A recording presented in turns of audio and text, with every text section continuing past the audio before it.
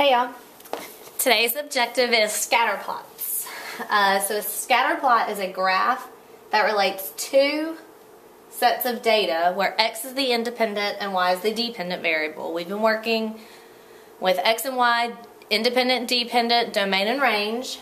So a scatter plot is a way to graph the relationship between these data values. There are three types of scatter plots. There's a positive, a negative, and no correlation. So when you see a scatter plot, you're going to be asked questions like, is this a positive correlation, a negative correlation, or no correlation? Line of best fit.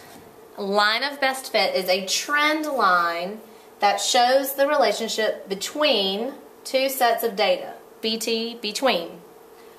So basically a scatter plot is going to be like a lot of dots on a graph. And a line of best fit is the best line that we can get to represent that data. And then the last word is called correlation coefficient. So a correlation means is it a positive correlation, a negative correlation, or no correlation. And the correlation coefficient is what we're going to call the R value. Your calculator will do it for you and it'll be an R.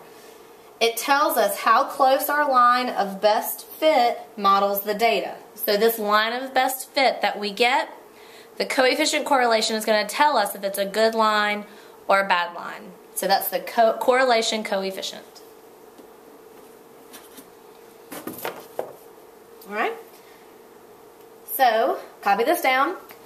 I've shown you positive, negative, and no correlation. So here's a graph with different data values scattered. I don't know what these data values are, but they're scattered. Notice the trend is they are going in an increasing direction. So a line of best fit, let me use a different color, would be something like this. A line of best fit is going to follow the trend, and you want about half the data below it, about half the data above it, and it follows the trend. Now I have an outlier, and that's okay if you have an outlier, it's just going to be there. But this is a positive correlation.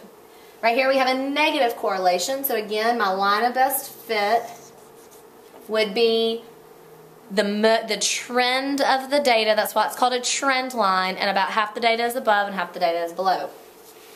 This is an example of no correlation, meaning they're just everywhere. You can't draw a line, a positive or a negative.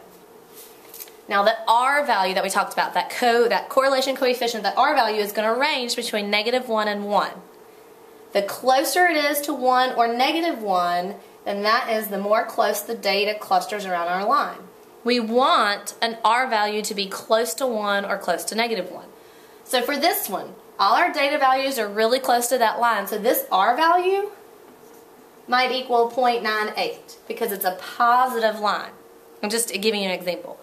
This one, the data is, a little everywhere, and it's not maybe as close as this one. So this one might be an R value of -0.96 or something like that. And then this is no correlation, so it's not going to be close to -1 or +1. It's going to be farther away. So this is a very quick intro to scatter plots, but the things you need to know are understand the three types of correlations: a positive, a negative, and no correlation, and then a line of best fit, and the correlation coefficient, that R value. So we're going to work with these, and we're going to put some data in a calculator, and we're going to work with scatter plots.